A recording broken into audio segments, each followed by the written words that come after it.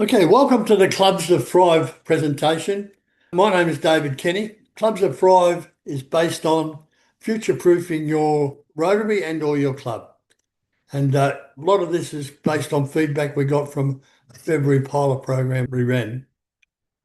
This is my mate Elmo. Elmo is a good little fella, and I have Elmo because all clubs need a mascot. Clubs that Thrive has this Elmo as a mascot because Elmo stands for enough, let's move on. This is the Club Creation app logo that I'll talk about later on. It is a flexible app which has created over 66 new companion clubs, and it is a flexible app that is not a one size fits all. It's for you to use in whichever way you wish. I'd also like to start to mention here now that leadership. Have a look at this because leadership is where everyone wins. It is not a dictatorship. The word companion. Cambridge Dictionary says that is a person or animal who frequently spends time with, associates with, or travels with another, often acting as a friend, a partner, or a comrade. In other words, it's like having an adult child, either living at home with you or they're living in their own home somewhere else. But they're all part of the family. They get together for certain family occasions and they work together as a family. This is Rotary's definition of club creation clubs. You'll note the words flexible and inclusive options for members. They're often called a satellite club. Well, Rotary's going to change that satellite to companion because companion is a much more flexible name. Let me say that all businesses need a succession plan, and Rotary is a business with unpaid volunteers instead of employees. So, how many of your clubs have a succession plan that future-proofs your club? How many of your clubs have a succession plan for presidents? What are your club goals? Succession plans need to be updated from time to time, and if done regularly, it's not time consuming, but it also keeps everything on track.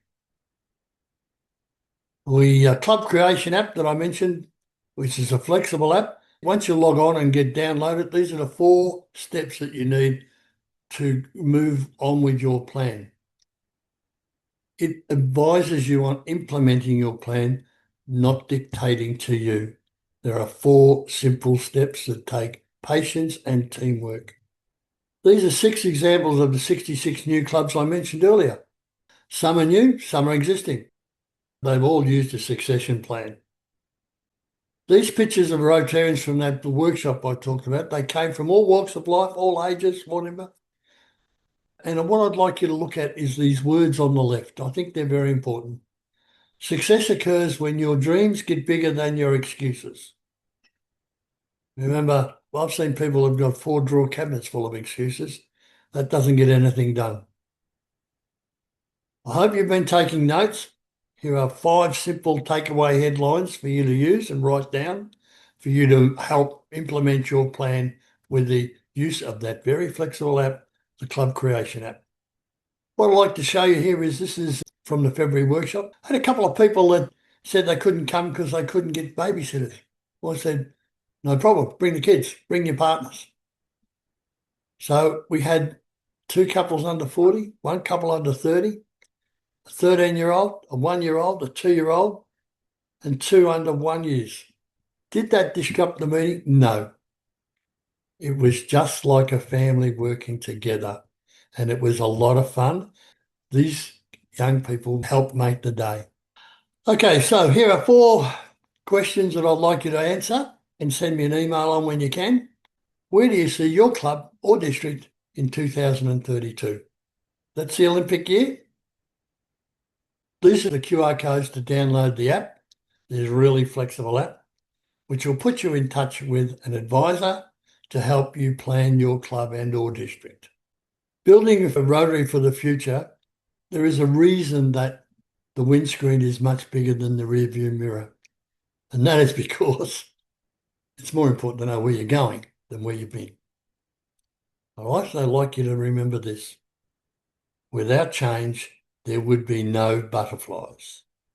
Okay, these are my contact details. I am very happy for you to contact me either by email or phone to discuss this matter further. And I'd like you always to remember this. You're never wrong to do the right thing. And I thank you for your time.